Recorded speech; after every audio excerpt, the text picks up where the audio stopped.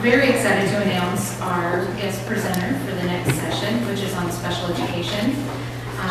And of course, as all of you know, working in the field, whether it's education or you're working with the court systems or juvenile systems, certainly special education is a part of that system with a lot of the children and youth that we deal with. And I wanted to introduce our speaker today. Karen Haase brings a lot of experience, and she is currently a shareholder in the Lincoln law firm of Harding & Schultz, where she practices exclusively in the area of education law.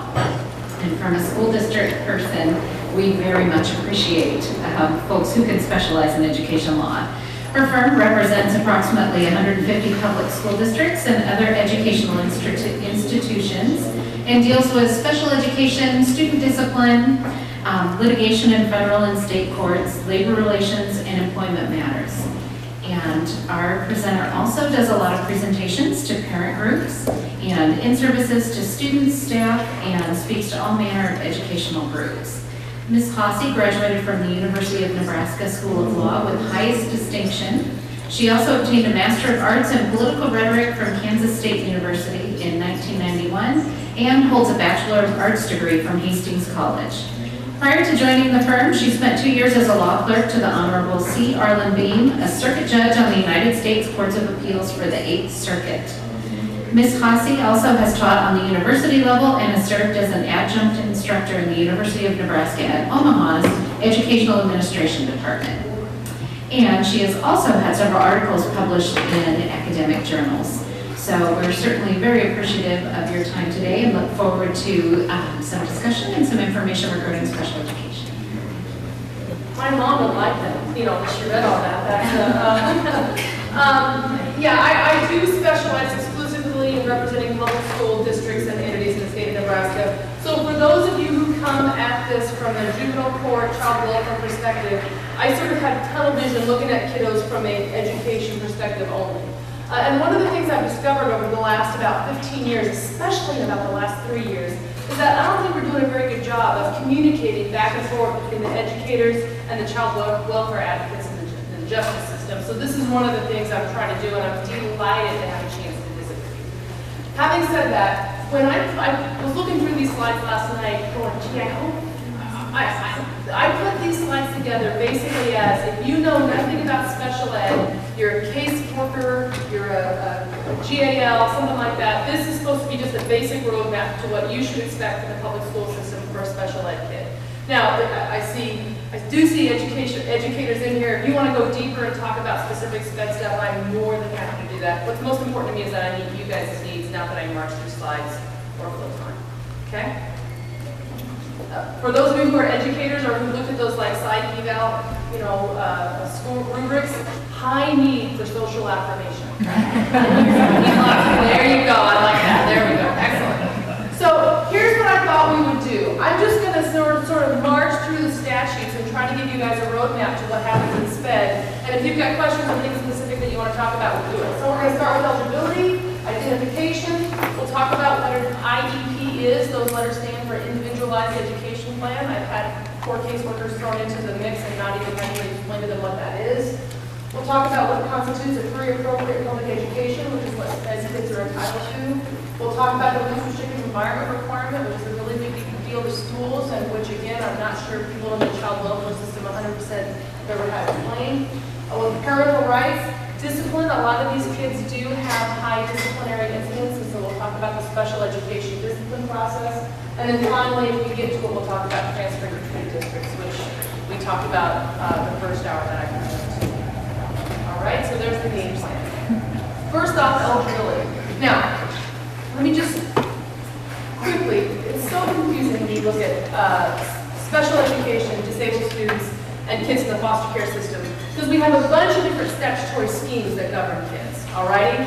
First is just the general child welfare statutes. I'm assuming that the kid that we're talking about in this presentation is either in foster care or somehow involved in the juvenile justice system. There's a set of statutes that govern what happens to that kiddo. That's what you people do mostly. Secondly, I can be verified as a child with a disability under Rule 51 of the Nebraska Department of Education under the IDEA, and I get all these special services that we're talking about this hour. There's a third category, sort of the betweener category, of a child who has a disability, but that disability is not severe enough to impair the child so that they would verify it under Rule 51. That child would be entitled to what's called a 504 plan under Section 504 of the Rehabilitation Act. So those of you who are working with kiddos in the school system and they say things like the kid didn't verify, they're not 2 points deviation, beyond their grade level performance. If you're hearing talk like that, but you as a child advocate are saying that there's something wrong with this kid, you might want to utter the magic words, what about a 504 plan, which can provide the child with additional services. It's sort of like, I hate to say this, but it's sort of like sped light. It's less than special education, but more services than a gen ed kid. Alrighty? So there's that. So eligibility for IDEA purposes means that a child has to have a qualifying disability which affects their ability to receive an education. The identification process, the burden is placed on school districts under what's called the child find provisions of IDEA. Under child find, school districts are affirmatively charged with going out and finding kids with disabilities who may reside within the borders of their district.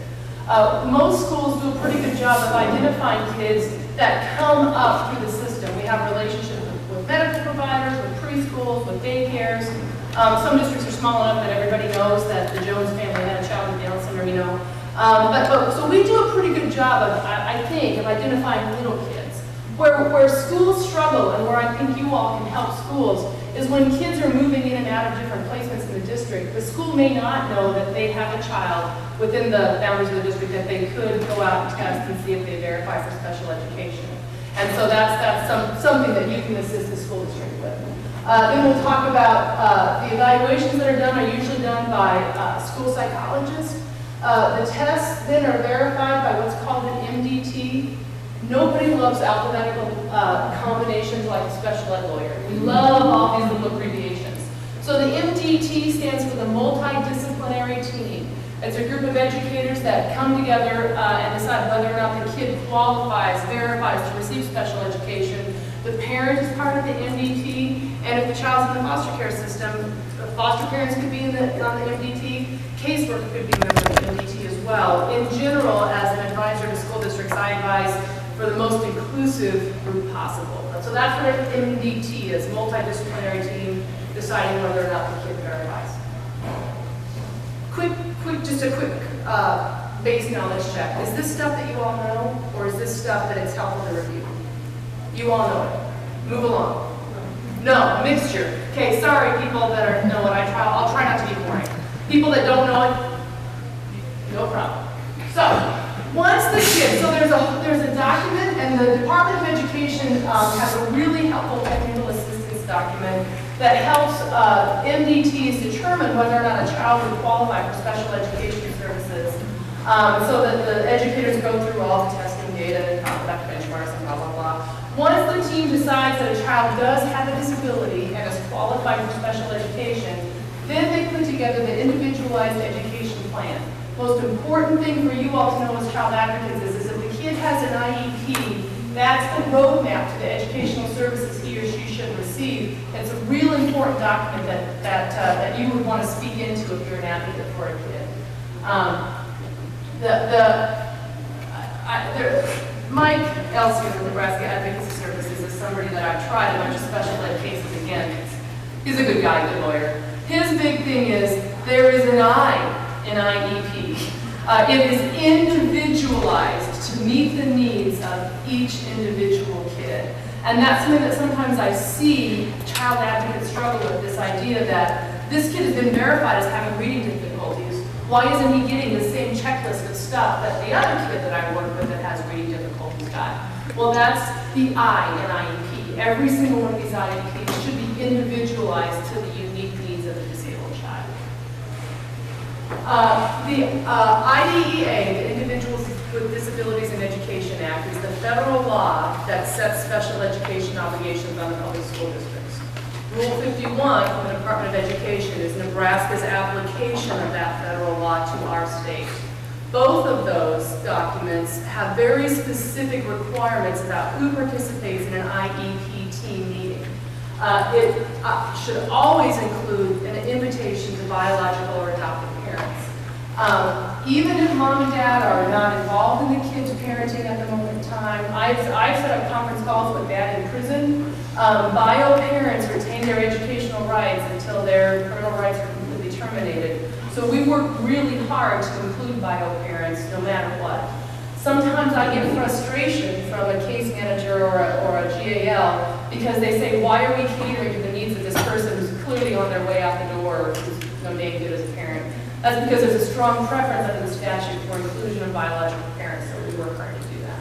Yes. First off, what's your name? I'm Lynette Moore. I feel Lynette? a lot of, I was just, okay. Lynette's asking me a question. Let's say good job, Lynette. Good job, Lynette. Okay, go ahead. I do a lot of GNL work, and it's sometimes harder than people intend to be included in these kinds of things. And there's great inconsistencies among a given school district as well as among different school districts. And on some, they welcome you with open arms, and on others, it's like I'm carrying a large play. They don't want to have anything to do with me. I get tremendous amounts of pushback. And so, I mean, I don't think it's I mean, it's just why? Why does that happen? That you think that because there's one more person that's interested that people would be excited that the person's getting pushback? One, I will start talking specifically to schools about including GALs, because if there's interest in having the GAL attend, I'm all for it. I think schools are scared of you because there's a lawyer involved, and well, we don't have our lawyer here, and what does that mean? And they don't 100% also understand what you do. And so I suspect that's why you get pushback. Plus, it's such a hassle to get some of these meetings together, because it's like getting together the team meeting under the child welfare laws. You know, you got 75 different schedules. Yeah, and so that could be it as well. You should, once you're included in a team meeting, you should be on the list of people that get those notices, though. And I think it's appropriate for you to push to be included. And if you have any trouble with one of our districts, give me a call. I appreciate it. Yeah. It's kind of a multidisciplinary issue. Foster parents don't realize you're supposed to tell people. The case managers usually will for many times when they get GALs. The school doesn't want to talk to you. So by the time you get done trying your avenues, oh, we look at that meeting next week. Right. So. Well, and I'll tell you, school people don't understand what GALs do. Half the time, I hear the same thing from schools. Well, they had some sort of court hearing. We don't know what that was about, but we were excluded. So, you know, we schools need to do a better job of getting you all involved, and I think you should keep pushing. Yeah. Okay, so there's no regulatory, statutory barrier. It's just communication breakdown. If mom and dad, the IEP team is supposed to include all these people and anyone else who has knowledge about the needs of this child. That's you. That's where you can fall right under there. And so schools, you're not on the list that they have to tick off and say absolutely you have to include the GAL. How do we get GALs on that list? So that they, at least, you're within the realm of their universe. So when you call and you say I'm the GAL, I'm coming, they go, oh yeah, I remember I heard about you. Go ahead. From a school district perspective, it's communication. And if you're dealing with a child under the age of 3, now you're dealing with a real significant time crunch too. I mean, you're down to 45 calendar days to get this whole process completed. And quite frankly, in our district, we would not welcome participants who have knowledge about the child or the family. It's a communication issue. So getting to know, if you know a child has a document, an IEP or an IFSP, find out who the case manager is and just make yourself known, because Case manager from the school's perspective. Special ed, that's what I was just going to hop in and say that. Yeah. And I will start, I do lots of presentations to Nebraska educators. I will start preaching to include the GALs. Now, I'll tell you, I've called GALs to try to get some action when the parents are being difficult, and some of them have absolutely no interest in coming to that stuff. So it's so, like anything else in Nebraska, it's geographic and individual. Being a former classroom teacher in special ed, which I did for 33 years, half the time I never even knew young students in my room had a GL. Yep. So again, it's like she said, it's a communication issue. You know, I had situations where I didn't even know who Kingsburger was even come. Absolutely. Yeah. But hopefully, if you call your attorney, the school calls a lawyer, we can look to get up on the justice system and at least see who's assigned to the kid's team and work on it that way. Your question about how to get GALs on the list, it would be an amendment to Rule 51. Adrian, are you making the part paper? Right here, I don't know that we necessarily want to add them. But whose rule is it? Who created Rule 51? Rule 51 is the Nebraska Department of Education. Okay, where's the Department of Education? But Based on it makes me federal nervous to tinker with those rules. Look at the Department of Yeah, you can come up with, you might get the one thing you want, and you go and you only have 75 things you don't have. Yeah. If I'm hearing from GAL that they want to be included, I've gotten lazy too in not including, because the few times I've talked to them, lots of times they're not interested, or we just don't think to include them because. And unfortunately, they should, and again, we have statutory guidance in terms of these documents, what to do, when we see brother noses, and questions, so what we do, that kind of stuff. But, yeah, unfortunately, now it's suggested. Okay. Envisions the role, and you necessarily need to assist them over the years of that. Yeah, it's a worthwhile thing, and I think it's really good. Yeah. Cheers, Sylvia, Department of Health and Human Services. I totally agree. I mean, guardian ad litem's, their role is really to ensure the best interests of children are being met by their warden of the state. I would highly recommend guardian ad litem. Schools are getting notifications that if there are wards in their school district, they need to be contacting the HHS caseworker to find out who the guardian ad litem is, so they can be a part of that team. Even if they choose not to participate, which concerns me, they should be, I would think, an invitation should be sent to them. That's their legal responsibility. Does every kid's award have one? Yes. If they're an abused and neglected I was child. going to say not. Okay. Not every kid. Not law violations, not for law Not the- violations. yeah. For all 3A and usually what they do. And the other thing is the GAL can really help schools that are having problems because I can be the gatekeeper. If you can't get that case in to talk to you, if you're having fits from the parent, I went in one time and got a court order because we were concerned, the school was concerned about mom was going to snatch a kid. And so they called me and I went in and I got an order that said, you know, that essentially banned and barred. Anyway, we got it fixed. So GAL can help, because John Baker sometimes is terribly busy, it's not right. You can't do everything. This is not what you think. Well, I know, it's so funny. And so there's things that we can do as well in terms of being the gatekeeper to the courthouse. And, you know, I brought school counselors in that really felt like, you know, they couldn't get anywhere with the system. So, okay, we got a hearing coming up, or I can schedule a hearing for an educational check or something, and get you in to actually talk directly to the judge, if that's what we do. So. That's a great resource, So- and it's not so one that having the typically lawyer side, utilize. having the lawyer side of the GAL can be very, very helpful sometimes, and not always just a pain in the butt. Okay.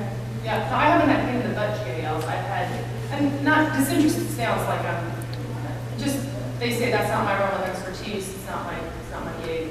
All the more reason to go then. Hmm? It's all the more reason to go to the meeting.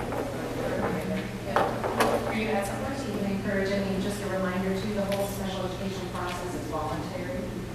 Yeah. And so a lot of times we have resistance from families, they don't want to proceed with an evaluation. But with the 3A, it's only voluntary until I then go in with a motion and say to the court, the parent is not cooperating, it's really the best interest of this child. But I put this in have an order authorizing this service. Exactly, and that's where I think another avenue for us to partner to try to get, again, some additional resources for the child. Yep. In Lancaster County, some of our judges are doing that adjudication, where when the child's placed in protective custody on abuse and neglect cases. So the judges are really well for the now. Yeah. Are you? Yeah, we're evaluating, if there's information indicating the child may need to be evaluated, to determine if they're eligible for an IEP, they're ordering that when the child comes in. Yeah, see, and schools used to be able to initiate due process to require the parents to allow us to verify, but the 2006 amendments took that power away from schools. And so I've been involved in those cases too, where we say, you know, why don't you put the kid in the system? Why don't you let us verify him? And boom, amazingly, that's why he was having baby problems at home. So we have utilized the system in that regard, absolutely. Yeah, but you know, just so I have other times had CASAs or HHS caseworkers come in and sort of be all over the school about why wasn't this kid verified? It's obvious he needs services. If mom and dad won't consent, we cannot do that initial evaluation. Our hands are tied. Who is one of the questions? This is a question that has a different answer depending on what law you're talking about, okay? Who is a parent? For purposes of IDEA, a required participant in the IEP team is the parent, and if the parent refuses to come after you've notified them, say 3 times, the team can move forward. But the question is, who counts as a parent for IDEA? This is what the federal statute says. A foster parent can be a parent, and we do use foster parents many, many times with verified kids as the parent for IDEA purposes. A legal guardian, surrogate parent, grandma, aunt, uncle, someone acting in loco parentis. I have a kiddo right now. Mom got divorced, dad's in the wind, mom remarried, mom died. Stepdad now is signing all the documents because he's actually the person that's raising this kid. He's in loco parentis. And when the kid had a law violation, there was a question about why was stepdad anything to this kid. This is the statute that we were relying on to treat dads in loco parentis. The IDEA says someone acting as a parent can sign special education documents. The HHS caseworker, however, is specifically not a parent for purposes of IDEA. There is a process for schools to appoint basically a surrogate parent for educational purposes, and Nebraska schools just don't do that very often. Usually we use the foster parent, sometimes we have used the GAL, because it's hard to appoint a surrogate parent that has no connection to the kiddo and then trust that person to be making educational decisions for the kid. But I know like national conferences and some of the literature that you have seen does talk about surrogate parents. There is a process for that. The reason we don't use it very often is because lots of times that person is a stranger. It's a weird setup, and I don't necessarily know that it serves the kid so well. Yeah. Even when the child's aboard? Even when the child's aboard, is the HHS caseworker not a parent? Is that what you're asking? That's right. Even when the child is a ward, even if the HHS caseworker has some piece of paper that's signed a legal guardian, we still can't have the caseworker be the parent for IDEA purposes. We have to have the person acting in loco parentis or a bio parent, foster parent, somebody like that. Good question. Yeah. Isn't there a statute that goes to juvenile court and has somebody specifically designated as the person who can, I guess, for lack of better terms, be the parent? Yeah. Yep. 4314 something does say the court can designate someone to make educational decisions for the kids. That just doesn't happen very often, and it may be that we haven't done a very good job of talking to judges about their ability to designate that person, because schools would really like that. It would make their lives so much easier. Rather than having this rotating cast of characters, we would have an actual court document saying who makes those educational decisions, but we just don't get that very often. But the superintendent letter is one thing, because I know that we hear about superintendent letters all the time from the standpoint of who's going to be making educational decisions for the kiddos. When you say the superintendent letter, you mean the dear blank, Johnny has been placed in your district, love HHS, that letter? Well, I believe so. I guess it is a love letter from HHS. I'm not sure if John ever signs it or not. No. But yeah, the superintendent letter is just an immaculate term that it refers to. Yeah, we've changed foster parents, and now we need to review the superintendent letter. Is anybody in here for the first session? You know, it's like a whole can of worms, and I don't even want to. For a kid to be attending school in a different district than the district where he was made a foster child, HHS has to do more than send that superintendent letter. They have to make a best interest determination. But the superintendent letter I thought went to a person who was making decisions, not to a school that they went to. Are there more than one kind of superintendent letter? There is more than one use for that letter. How about that? So yes, I have gotten that letter, and now Johnny's been placed with the Jones foster family, and that, in that regard, is very useful to the district. If the district has changed, then we have another set of problems. As opposed to, he's going to go to school 15 miles from his foster Right. house, you've got to get in there. That's right. Okay. That's right. And that letter has been, there has been an attempt, and it's not illegitimate, to use that letter for both purposes, and that letter doesn't work for both purposes. But yes, for as far as telling the school who's got the kid now, that's a very useful Okay, letter. thank you. Yes. And I really love the as you can tell, I'd much rather have the interaction than just marching these slides, so let me know. So here's who's all on the team: the parents, the regular ed teacher, SPED teacher. The most important person on this team actually is Nick, the district representative. It's the person with the authority to commit the resources of the district, basically the check signer. That person is very important to the school to have there, and I want to make sure that they do have an appropriate representative there that can do that. Somebody to interpret evaluations, could be a school psych, could be some kind of curriculum specialist, depends on the kind of disability that we're checking the child for having. The student, if it is academic, if it's intellectually appropriate for the kid to be there, and if he or she is of an appropriate age. A representative of the private school, if you've been going to a private school placement. Sometimes the kids that you are working with would maybe be at Best or at Boys Town. If a kid has been placed at a private placement, we want a rep from that service agency or that private school there to speak into the plan. Service agency rep, that's you guys. And here's your GAL, anybody else who has knowledge of the needs of the kid. So it can be a huge group. It can be we've had parents bring their minister, and once the minister's there, he's on the team, and we continue to invite him or her until mom and dad say stop. How often do these teams meet? It's not like the education teams that you guys have under the child welfare laws where they meet every month. We are required to update each kid's IEP at least annually. We're required to do a meeting before you change a child's placement, like if you're saying that he's acting up and so we're going to send him to Boys Town, we have to have an IEP team meeting. And then at least every 3 years we have to reevaluate to make sure the child still qualifies for special education. Parents, this is why who is a parent is such a big deal to schools. We're under some very specific procedural obligations to notify parents of the meetings. If you send a parental notification out and mom and dad don't show up, usually schools will do that 2 or even 3 times to meet our procedural obligations to notify parents.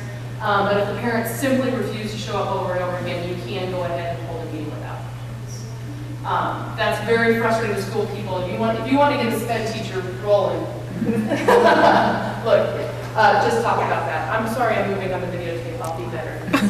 Yes. Okay, under how often? Before change of placement. Yeah, Johnny was moved yesterday. Oh, I'm sorry. Before the school district changes Johnny's educational placement, we have to have an IEP meeting. So if you all move Johnny to a different foster home, his educational placement, at least in theory, shouldn't change. He should continue coming to school and going to the same classroom that he did before. But if Johnny kicked Mrs. Jones in the shins and, broke a blood vessel when he punched her, and we're going to put him in the behavior program now, we should hold an IEP team meeting when we're making that change in his educational placement. Okay. Yeah, and we use all the same terms and we have different meetings for them. So thank you for catching that and correcting that. Other questions on that? How many of you have been in an IEP? Okay, so you know how this goes. They have the plan, and it's on a piece of paper sideways, right? Because we all use the same computer program, which is one of Nebraska's strengths. Be happy for that. And so we pass it out. Now, schools are not allowed to what's called predetermine the child's IEP. So the school can't get together and decide, we're going to send him to Boys Town and don't let anybody talk you out of that because we hate that rotten kid one month. They can do that. But they can circulate a draft plan among the educators and get it going. One thing that is a mark of somebody who's good, I think, is when the caseworker, the GAL, the child's advocate says to the school, hey, if you're going to circulate a draft plan, may I have a copy? That signals to me that you're genuinely interested. It could also signal that you're fixing to sue us. So, we are very careful when you ask for a copy of the draft plan. But if you want to be able to speak intelligently into what the school is suggesting, there's certainly nothing wrong on asking to be included in a draft. But schools do almost all the time have a draft plan before they have an IEP meeting. Parent input must be considered. Educators in the room, you've probably heard me say this before. I love nothing better than for your draft plan to have handwritten notes on it that shows the changes that you made to the draft plan in order to accommodate the input from the parents, advocates, or whoever. This is something that's very confusing isn't the right word. Some teachers, I get calls from superintendents and special educators all the time who say to me, well, what this kid really needs is speech therapy. But mom won't agree to speech therapy. She'll only agree to reading help. So, we just can't do it. Understand, parents do not have veto power over what the school does in an IEP.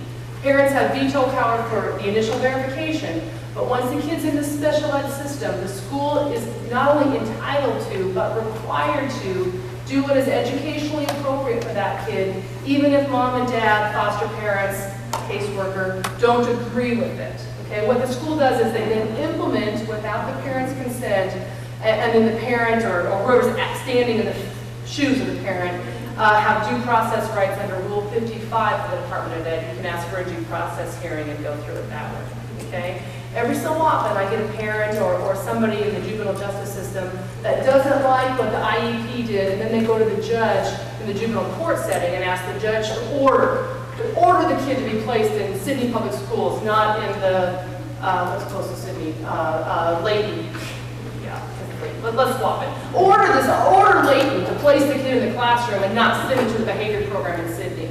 And that's an educational decision. It's not really a decision that the juvenile courts have jurisdiction to make. Does that make sense? When I clerked for Judge Beam, when I left, he said to me, do we have any judges in here? He said the most dangerous words in your vocabulary as a lawyer is, you can't do that, Judge. So I've learned. But it puts the school in a horrible spot if the court orders a particular educational placement, because we have all this IEP process that we have to go through before we make an educational placement, and it's different than. Can you clarify for me? Okay, so I may have a court order that says I want little Johnny in a treatment group home that has a school that is in conjunction with that home. And you're saying that there could be a dispute with the school would say, we don't want him in that school. You're not saying you can tell the court level of care. You're saying, so can the school say, can we have a turf war over the particular educational services? We very rarely have a turf war over a treatment program. Usually the school's like, oh, thank you, Jesus. Yes, send him there. Okay. Law violations is a great example. Karen shoplifts, and the court sentences Karen to be in school from 8 a.m. to 3:15 p.m. The school people say, oh, wait a second. We assign Karen to a half-day alternative education program. That's where you get that conflict. Okay, so they just have to say, attend school, no tardy, no work to your potential. That's exactly right. In a perfect world, if we had a perfect system, everybody would know, the court would know what the IEP says, the IEP team would know where we are in the juvenile justice system, and we'd all collaborate. But what's more likely is they say the kid has to attend school, comply with school rules and directives. Then we can get to work. Okay. Yeah. Absolutely. Is there a question over here? Just like head scratch. Okay, so here's what has to be in the IEP. As you're sitting in these IEP meetings, the PLEP is the present level of educational performance. You have to have measurable annual goals, what the kid's going to accomplish with his special education needs. A lot of the kids that you're serving are going to need a behavior intervention plan. Behavior intervention plan is like what the kid is doing that gets him or her into trouble, and what interventions and positive behavioral supports the school is going to supply. If you have a child who has behavior problems and you're wondering what the heck the school is doing to help the kid, ask to see the BIP. If they go, that's a good clue that maybe the educator's going to get on the stick and get a BIP put together, because sometimes we drop the ball. Or if they hand you something and you think it's completely wrong, autistic kid, and the intervention is to touch him and tell him to sit down, not a good thing for a kid with autism to touch, then you can speak into that as somebody who has knowledge about it. You have to have a statement of the special education and related services that the school is going to provide. Extended inclusion, that's what percentage of the school day the kid spends with her typically developing peers as opposed to being pulled out. If the kid is 16 years or older, their post-secondary goals. This is an area where schools sometimes drop the ball. So if you're working with older kids, you might keep your eyes open for that and make sure to push the post-secondary or transition goals for the school. And then the school is required to talk about whether or not the kid needs transportation. Now this becomes a huge issue when we have kids in the foster system. Because it's all about who pays, that's right. If there is transportation in the IEP, then Rule 51 says that it's the obligation of the school district to provide efficient and cost-effective transportation. So the district's on the hook to pay for that transportation. Now, if I'm hearing impaired, I probably don't have transportation in my IEP because I really don't need transportation because of my disability. Then we go back to the fight of, no, you provide transportation, HHS. No, you provide transportation, school. And but if it's in the IEP, as people in the system, your problem is solved because the school is on the hook for it if it's in the IEP. Another little tip for things to go looking for, if you're wondering how the kid's going to be transported, you can ask to see the IEP and see if transportation's in it. Okay? ESY is extended school year. That's whether or not the kid's going to have services over the summertime. It's a required part of our form. Schools do a nice job on this. They're always having ESY in their kid needs it. Yes? I'm a few steps behind you, but with the risk of being a target, when you said in the perfect world, judges are going to know the IEP. You're going to say, I can't see that IEP. It's Well, education record. a judge is going to go asking you for the IEP at a hearing. That information really needs to come through, a case plan, or needs to come through a probation report or through guardian ad litem report. I'd love to see the IEP in a lot of cases, but don't expect the judge to be calling you up asking for the IEP.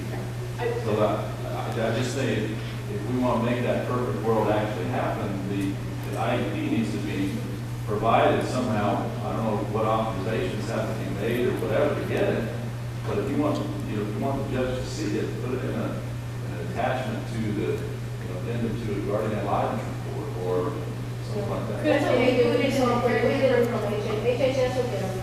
If there's been an IEP, I should just ask in the case manager, they always give me a copy of the IEP, and then we just put it in when we do the person plan review as its own little individual exhibit. The problem is we as the school are we're forced into a reactive position. We can't go, oh, hey, judge, by the way, this kid's a sped kid. But if HHS asks for it and we have the FERPA release signed, schools have no problem in providing those documents. And if you all have suggestions on what schools can do to make sure that somehow the system gets that information, I'm open to it. But usually what we do is sit back and wait for someone to ask, and then we say, oh yeah, look at all this helpful data that we have that you might want to see in a probation report or whatever. But we don't know when to, I don't know what we can do other than give it when we're asked for it. I think the case manager from HHS or the agency now is the gatekeeper for that. Yeah. In terms of when they are, and the GAO can know, Yeah. So there's nothing that prohibits that report from going to HHS. We need a FERPA release, a release of educational information signed by someone acting on behalf of the parent. But once that's the least of our problems. That's never a problem. And that would be the only barrier. Actually, when I was in class, have judges contact me and ask me for copies of IEP, and I then gave it to the kids. Ex parte? Oh, no, it was all legal. Okay. It was all, I had all of the forms signed and everything. But it was just interesting that I actually got a phone call from the judge. Yeah, and we've never had anybody ask for it. Sometimes we say sign, if we don't have the release, sign the release, but schools hardly, we don't really think about getting it out. Because we want to get that, want to have as much help. The GAL can get it, no problem. Yeah. Release. Yeah. Yeah. But the IEP, but you don't have to know when it is, because it's gonna, if the kid's verified, there's an IEP in place. There's not. Okay, let me rephrase it. You have to know that the citizen verifies Yes. the services, that they. And usually the case managers are really good about that. GAO will come up with the case manager, hey, let me know when this happens or that happens, or, I would like a copy of that. And they've been always real accommodating in terms of getting those things. Yeah. So. Or as a judge, if you're thinking, what's up with this kid? You're certainly empowered to ask the GAL, the HHS caseworker, has this kid been verified? And if so, I'd like to see those documents. Where's the fight? I mean, what is it that a judge can do to make things easier? Direct who's paying for what? Or direct services occur? Or where's the problem? One problem is lack of information of the caseworker, what the school has to do for the kid versus who has to do what. You know what I'm saying? Let me give you an example. I have a situation right now with little kids who are highly intolerant of the school day. After 2 hours, one of them lays on the floor and screams so loudly that they have to evacuate the neighboring classroom. Okay? School says classic educational intervention there is shortest school day. He's telling us he can only tolerate 2 hours a day. So that's the school's answer. HHS caseworker says, oh, no. I got nobody else to take this kid. He's here from 8 o'clock till 3:15, and don't give me any nonsense about not keeping him because I got no place else to put him. So then the caseworker went to the judge who ordered that the child be in school. Okay, we now, those are the kind of things we have that if we could all get on the same page. I don't know that some of it's applied over scarce resources, but some of it's, we're all ascribing bad motives to each other, and I'm not sure anybody's acting with bad motives, but we're not communicating very well. Does that help? No, you look. That's a resource issue. Who's doing what? Yeah, I guess it is a resource issue. When the school's not providing educational services, who's in charge of the kiddo? That's, I'm not. The judge to say that? No, but I don't want a judge to order the kid to be in school from 8 to 3:15. And I do get those orders, and then we struggle with that. And I think it's also useful information for a judge to see what interventions the school has tried with this kid if he's socially inappropriate, so that you see that it's not, so many times I get the feeling that sometimes the courts think the schools are just kind of teaching kids because they don't want to deal with them, and if you see those interventions, I think that information can help as well. Well, if there's a gap here, the child needs a service, and sitting in the classroom is not necessarily a service that child needs. Yes. Something needs more of a therapeutic intervention to find out what the problem is. Yeah. It seems to me I like, don't know. seems to me, and I don't know how often you have court orders for a kid. It seems to me that for the most part, if a judge is ordering a kid to be in school from 8 to 3:15, it's keep the kid accountable to be where he's supposed to be between 8 and 8:15 and not skipping school. But if more times than not, I doubt it if the judge is ordering the kid to be in school because he disagrees that the kid is not, it's not part of his plan to be in school from 8 to, so I think it's more of a communication. Yes. The judges look at more generic, okay. To hold the kid accountable normal or school hold the day. department, to hold HHS accountable. Those are the two reasons I think judges are entering those orders. And I think we're not communicating well. I think you're exactly right. Yes. Yes. You seem grumpy. Am I making you grumpy? Yeah. Can judges or do judges order counseling as part of the program? And then who pays that if it's a kid in special ed? I don't make the IEP. I was going to say, if we have counseling as part of the IEP, No, if the judge orders, like a parent, your kid needs counseling, if it's maybe a juvenile justice thing, then parents not pay us. that, That's- HHS pays I that? think the state pays that. The school does. Maybe they don't order that. Depends on the placement too. OJS, Health and Human Services, law violation, sub 1, 2, or 3A or 3B. So whether there's counseling who pays for it, it's generally, we put them in services or with Health and Human Services or OJS, so they pay for it. But as a judge, I don't interfere with the schools and what they do. But we've had the real great advantage in the last 5 years. Our school system sends a court liaison officer. Are you from North Platte? Yes. Yes, I And- talked to you, the liaison last And time. I Yes. gotta tell you, that was brilliant. Our communication levels are through the roof.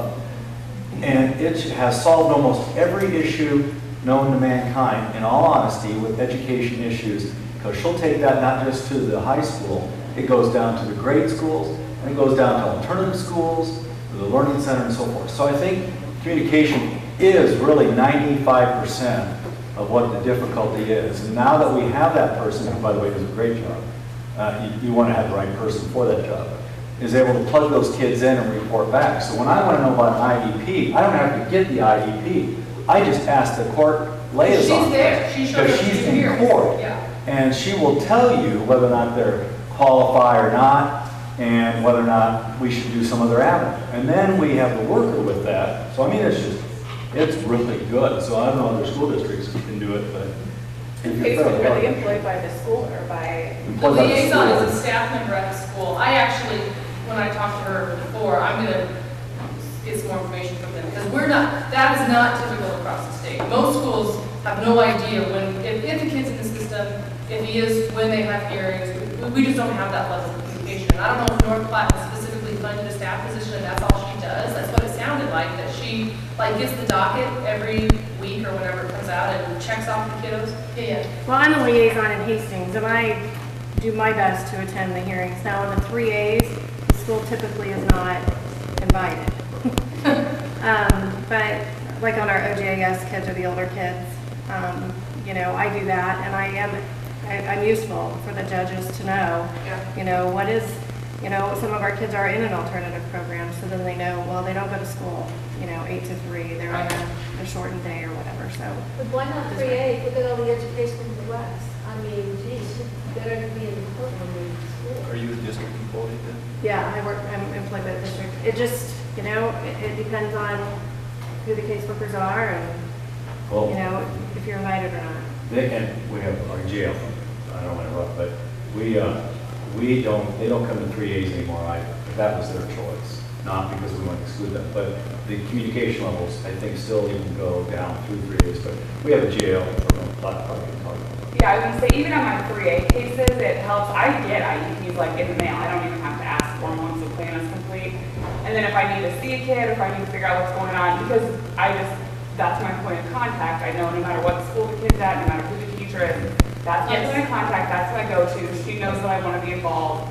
And then it's not each individual teacher trying to keep track of she just has a list of what the kids are, what's going on. And so even if she's not in the courtroom, I know that's who I go to if I have a question.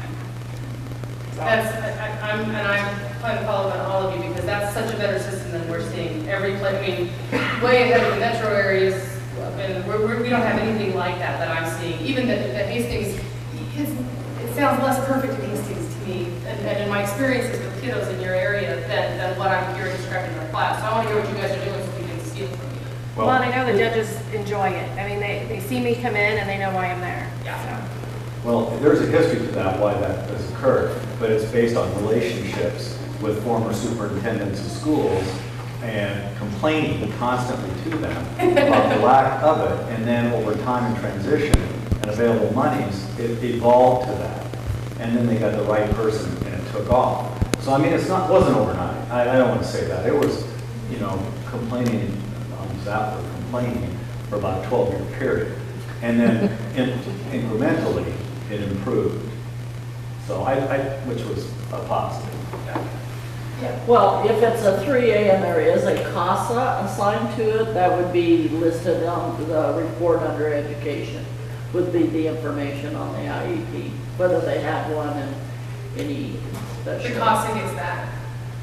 The CASA's can attend the IEP.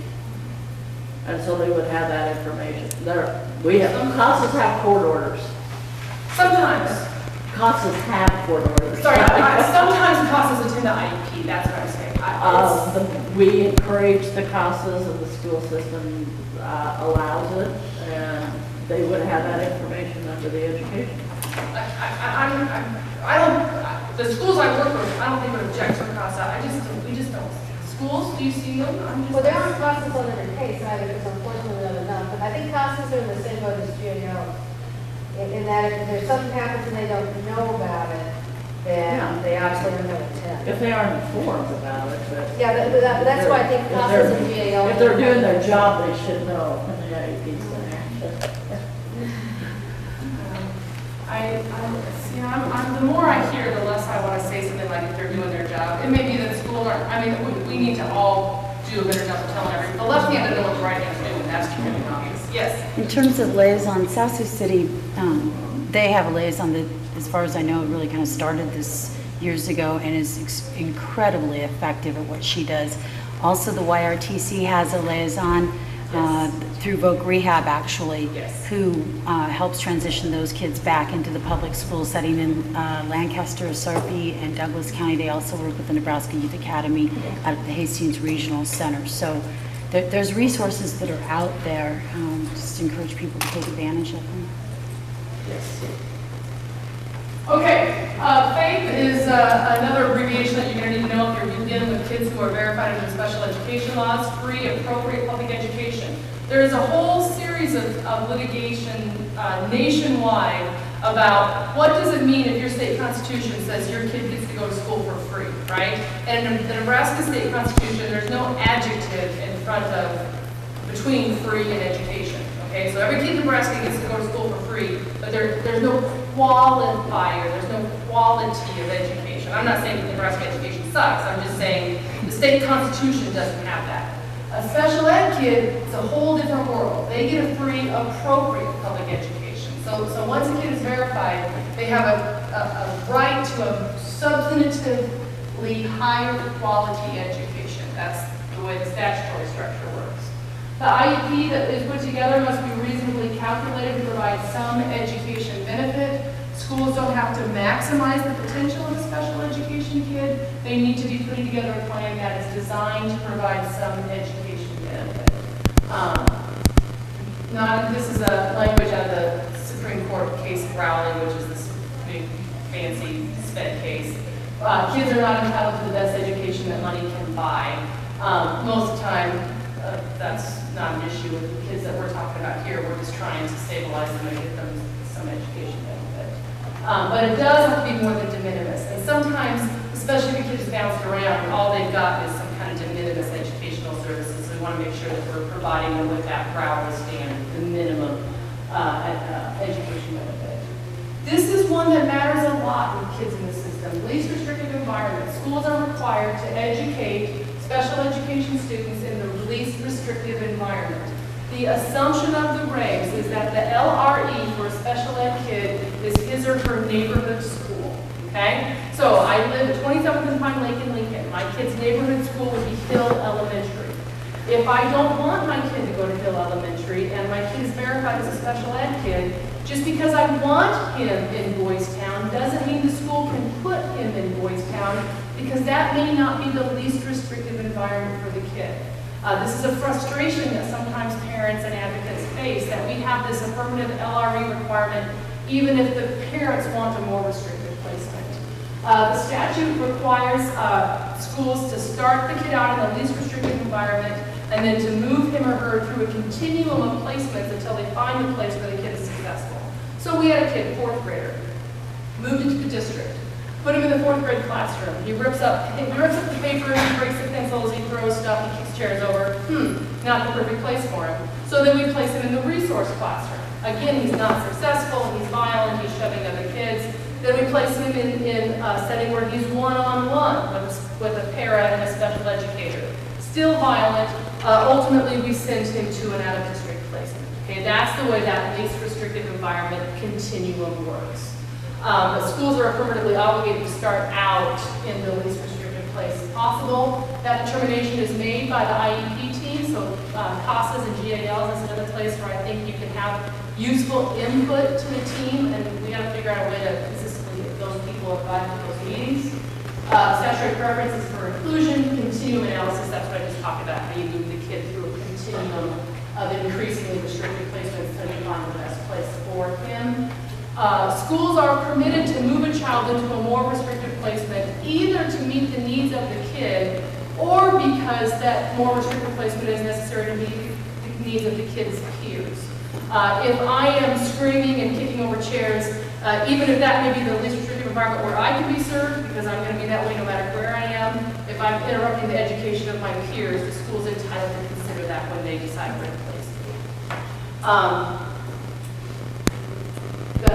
LRE, where I see problems with kids that you all are dealing with is where the parent may want the kid in a more restrictive placement at the school district expense, and the school is saying, no, the least restrictive place for him is in our behavior program according to that. Here's what the parents' rights are. They can consent or refuse the initial evaluation or verification. They're entitled to be notified of and be present at IEP meetings. They get to participate in making decisions. Any parent, I've never had a parent bring anyone to an IEP meeting. Of course, you know, if they've got the lawyer at the IEP meeting, it's probably not a good sign. You know, things are not going extremely well if the school district asks me to come. But having said that, I've never had a call, we've never ever refused any parent to bring anyone that they want to an IEP meeting. So as advocates, if you're having any trouble getting into an IEP meeting, have the parent bring you along and life should be good. And then the parent can challenge the proposed decisions through a due process hearing. There's an administrative hearing process under Rule 55. The state has 2 hearing officers who are attorneys who they pay to be the hearing officer. And then if the family's unhappy with the hearing officer's determination, then they can sue up in federal district court and up to the federal courts. This is one that I have had caseworker, oh yes. Can I just ask, what kind of legal challenges do they bring under special education that would be connected to juvenile justice? Outside of maybe, other issues, but is there anything that you're seeing that's connected based upon what we do? I see co-occurrence in families in crisis are often families that are also unhappy with the school. So they're not, I'm trying to think, I don't think I've ever had a SPED case where I was trying in front of a SPED hearing officer where the family wasn't also somehow involved in the juvenile court system, whether it be a law violation by the kid or an abuse and neglect claim against the parents. So I don't know that they co-occur. And I think knowing about that, it's helpful to me as the school's lawyer to know that the family's involved in the court system. I think it might be helpful to the court system to know if there's administrative due process going on, because they do seem to happen at the same time, you know what I'm saying? It's a good question. I'm having trouble reading you, you're getting kind of... Here's one I've had HHS caseworkers say to me, he can't be expelled. He's a SPED kid. Special ed kids can't be disciplined. No. They can be disciplined. There are just special procedures that have to be followed, okay? This is, if you're looking up in the rules, it's subsection 16 of Rule 51 are the special disciplinary procedures. Also makes a difference if they have a behavioral IEP, generally speaking, too, right? Yes. And even a kid who's verified as behavior disorder can be disciplined unless the misbehavior is a manifestation of the child's disability. That's where the fact that it's behavior makes it harder. I want to air quote that, harder for the school to discipline the kid. And if I don't answer that completely, make me come back to it. So the first 10 days of hunting the kid out of school are basically free for the school, all right? If you drop the F-bomb in class, I can say, don't come to school tomorrow, all right?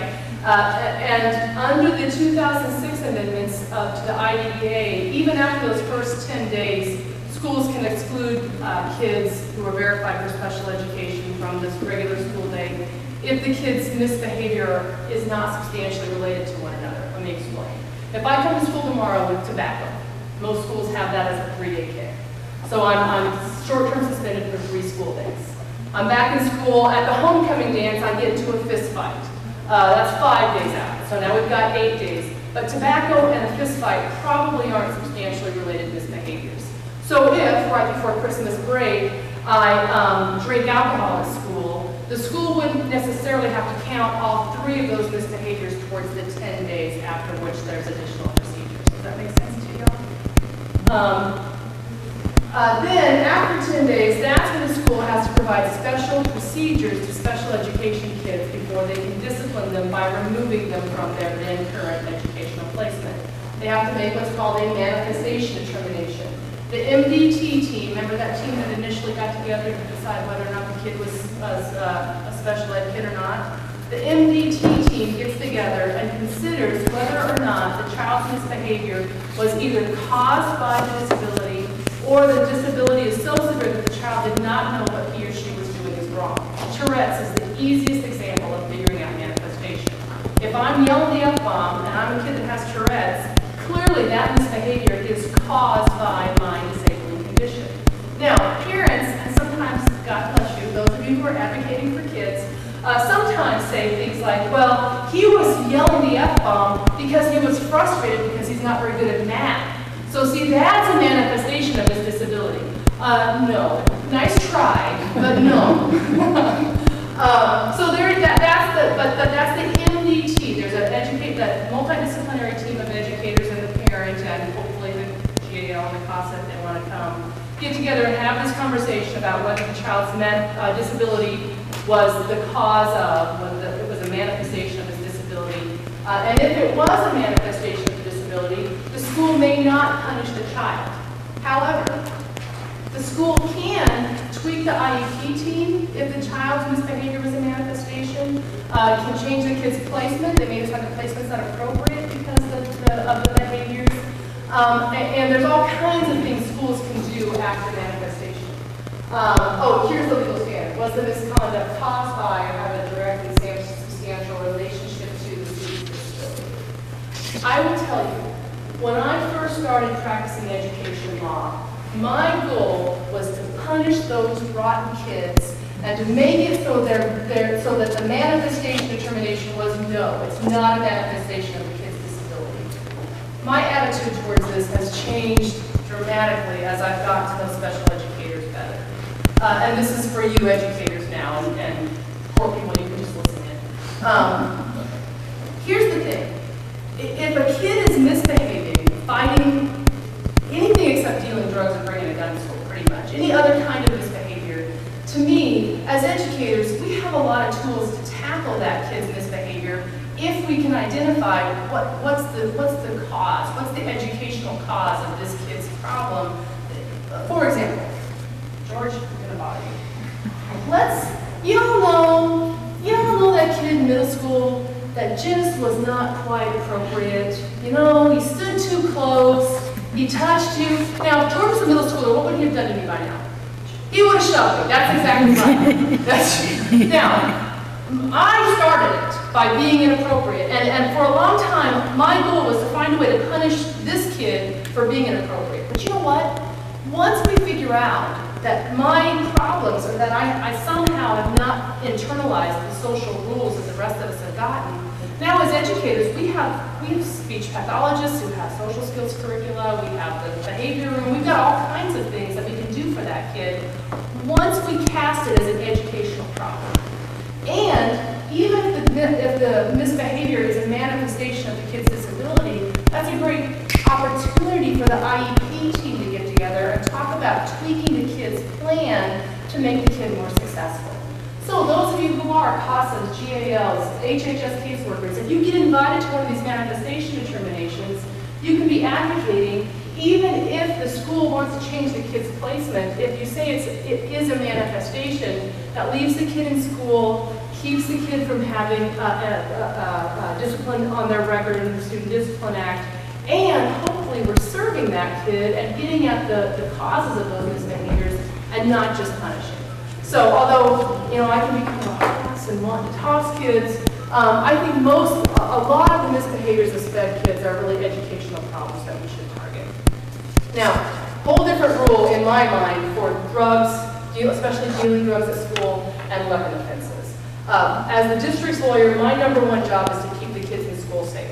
And if this kid, sorry you're a foster parent and I'm picking on you, if this kid is bringing drugs into the school district, I'm going to do everything I can as a district lawyer to get this kid tossed so that I can keep the kids in the school safe, and then I make that kid your problem in the courts. And I'm sorry about that, but that's sort of my approach right now. And if you in the justice system have great ideas on what's a better response by the school, I'm open to it, but I don't think so. There are special rules for controlled substances, alcohol, and substantial bodily injury under subsection 16 of Rule 51.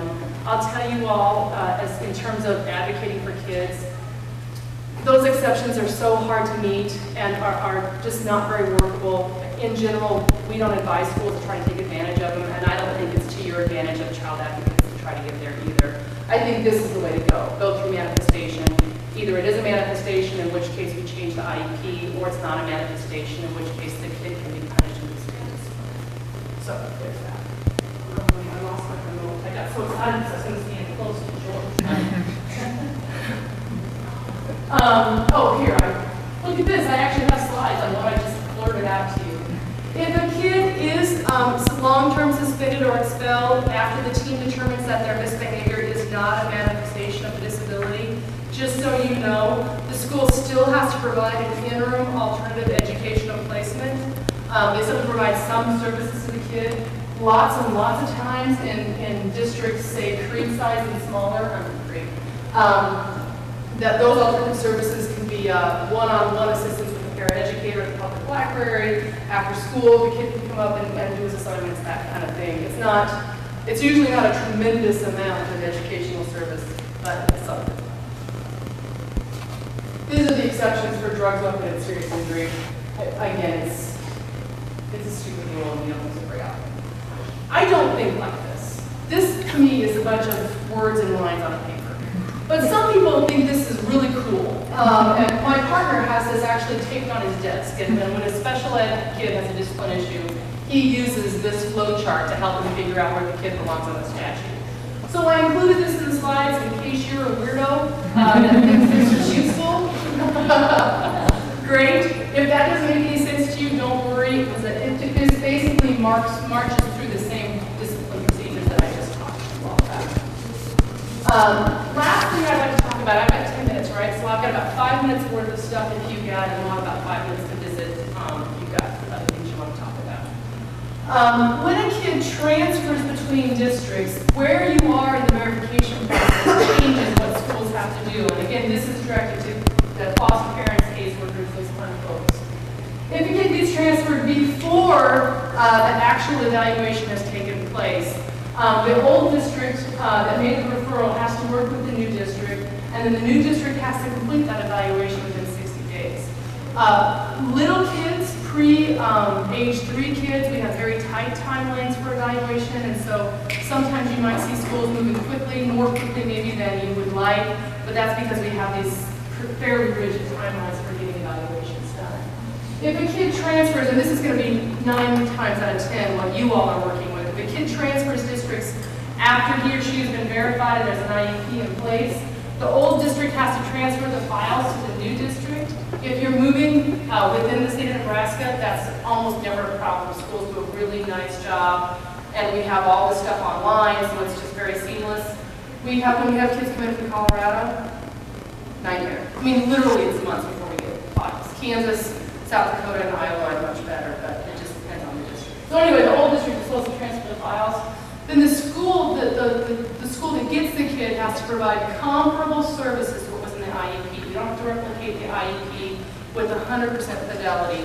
We have to provide comparable services, and then we have to create either adopt the old IEP. Educators, I strongly encourage you to create your own IEP so that you are able to articulate what's in the plan and why, and be able to stand behind it. I think that's it for the slides, right? Yeah, it is. So I wanted to, I've been kind of zooming. We have about 5 minutes left, right?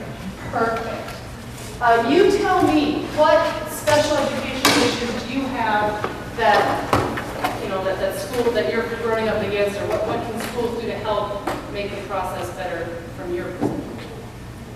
If a parent has an autistic child, does the school district have any obligation to bring in specialists on autism in the process of evaluating and making an IEP? Because I've known situations where the school has told parents, well, we're going to get an autistic kid out in college, but they couldn't make it, so we'll go ahead with the IEP and go talk to them. Yeah. Then we have an incident at the school or something happens. And Yep. what? Yep. When you have to say about that? Autism is a medical diagnosis. Schools can't diagnose autism. Now, there are regional autism teams that they usually come out from what's called an educational service unit. So they're regional. Kearney would be a Region 10. And they can come and assess the child's behavior and tell the educators, based on the educational rubrics, the child is probably displaying behaviors that are on the autism spectrum. But since there's such an explosion in autism, those teams sometimes do get hung up and don't get out to the school as quickly as they should. It sounds to me like the school did the right thing. Now, I'm not sure the plan was right, but what the school has to do is put together a plan with the data that they have that serves the kid the best they can, you know, addressing the autistic-like behaviors. Hopefully, when the autism team comes in, they provide the school with some good additional information, and then you have another IEP meeting and change the plan.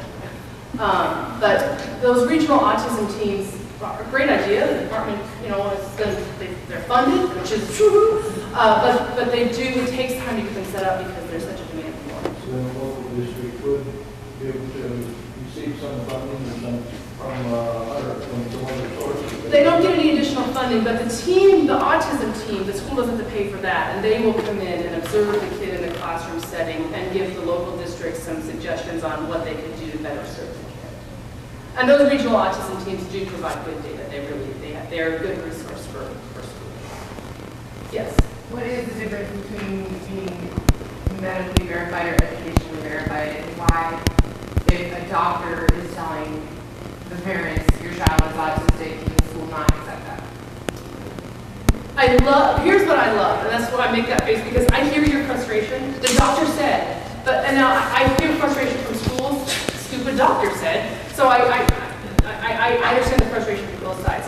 Here's the thing, the doctor can provide the school with medical information, but then the school is best qualified to implement an educational plan. They should consider that medical data, but the doctor can't prescribe an IEP. The doctor can't prescribe services that should be in the IEP because the doctor doesn't know education. The doctor knows medicine. I had a doctor that said the kid was autistic. Mom and dad described to the doctor that the kid like rocked and flapped and banged his head. The problem is we saw none of those behaviors at school. So even though the doctor had said he is on the autism spectrum, and we don't quarrel with that, it's not manifesting in the school setting, and we, the school, have the best data about what should be done in school. Now, if what you're telling me is the school is ignoring good medical information and not even considering it, you should start making noise to the IEP team that they need to consider that more carefully, and maybe this parent even takes the school to be processed, because those are exactly the kind of things that get fought out in administrative hearings, whether or not the doctor's information should be driving that IEP, or whether the team is making good educational decisions. But the doctor, writing on the prescription pad, one-on-one para, that's not sufficient to force the school into providing education services, nor should it be, because the school really is the one that knows that. The doctor has never said that to the school. That's what I say as the school said. Yeah, was there another question?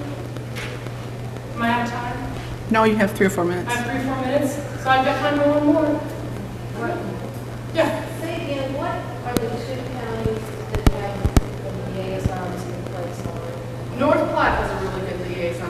I know Hastings, I know that they do, and South Sioux City. South Sioux. And then the YRTCs. The YRT, yeah. And Hastings Regional Summit.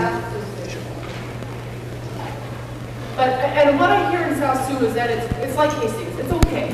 I've never heard, the Alleluia chorus except from North Platte. So I think that must be the best functioning one right now.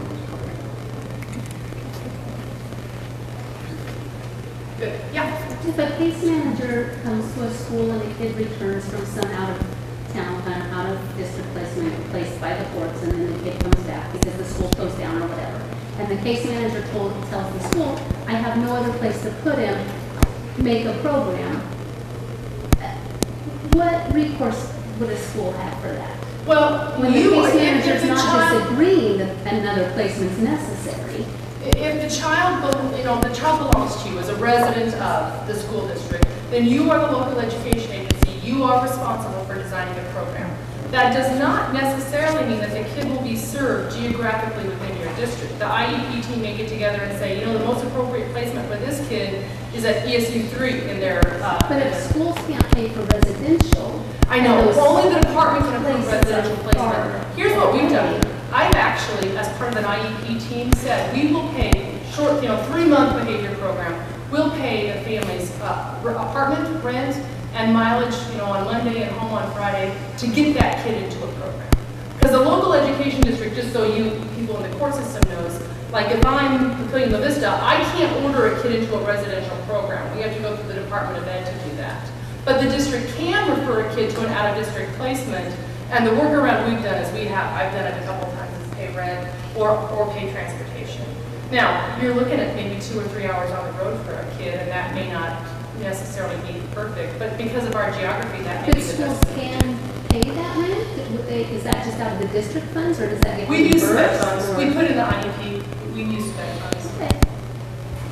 Yeah. It makes me nervous, but we've done it because sometimes that's the best thing. That's the best outcome for us. So, yeah. Good question. Yes. On behalf of the schools, what things do you find that they're the case or you want to address to judges or to court personnel, attorneys, that we can do a better job? I see schools just feel completely shut out of the juvenile justice system. You all do your thing, and the kid drops in a district, and we just sort of react. And so I was delighted to be invited to speak here. And if you think this was helpful, please tell me in the evaluations. If you think it sucked, tell me that too, because I really truly want to know. Because I just think that we've been operating on these completely parallel tracks. I'm very interested in what North Platte is doing, and I'm going to follow up to see if that's a model, even if we could regionalize it, maybe through service units, to have someone in court. Because I just had a grandparent show up and say, well, I'm going to adopt this kid next month. Well, I pull up the docket. No, there's a status conference next month, but there's no, you know what I mean? And so we, the schools, have no idea what's actually happening in the legal system. We've got to be able to, surely there's a way for us to talk to them. Who's we? Keep counting. That's what I was, yeah. I just think that it's so dependent, county by county, district by district. So I think that, really, I think schools usually want to be helpful to the court system and think that we would have helpful things to share. We just feel, and I say we, I'm just a lawyer, but I think schools feel completely excluded from that process. Yeah. Specifically as to truancy, from the school side, what would you want a judge to know is available or how best to handle those cases? That's what I see most of the time in the county. Truancy is a horrible, no good variable. What do you do with a kid that won't come to school and a mom and dad that won't make him? I don't know. I was at a national conference of school attorneys, and they actually said, there are attorneys from all 50 states there, they said, who here feels like their state truancy system is good? One hand went up. In West Virginia, after the 10th day of truancy, the courts have the authority to fine the parents, I think it's like $25 a day. He said that works. But I wish we refer to county attorneys. The county attorney either prosecutes or doesn't. The county attorney sometimes says, I've got bigger fish to fry. But you order a kid to school, and then what happens? You know what I'm saying? I mean, I don't know. I kind of like the old law, 20 days and report. We don't have any discretion. Schools love that.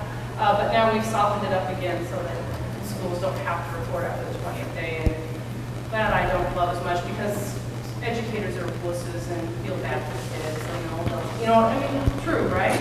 So, yeah, that's a conversation that I wish I had. Talking about fragmentation and stuff. Truancy will come along with everything else. As a system, everybody's working together. The youth's well-being needs are being met in all areas of life, and education will come right along with that. It's a big issue, it's a broad issue. Well, and educators we're talking in the education side about keeping kids engaged so they want to come to school. And, in a perfect world, the kid can't wait to come to school and learn calculus. But, that's just not. The parents can wait for me.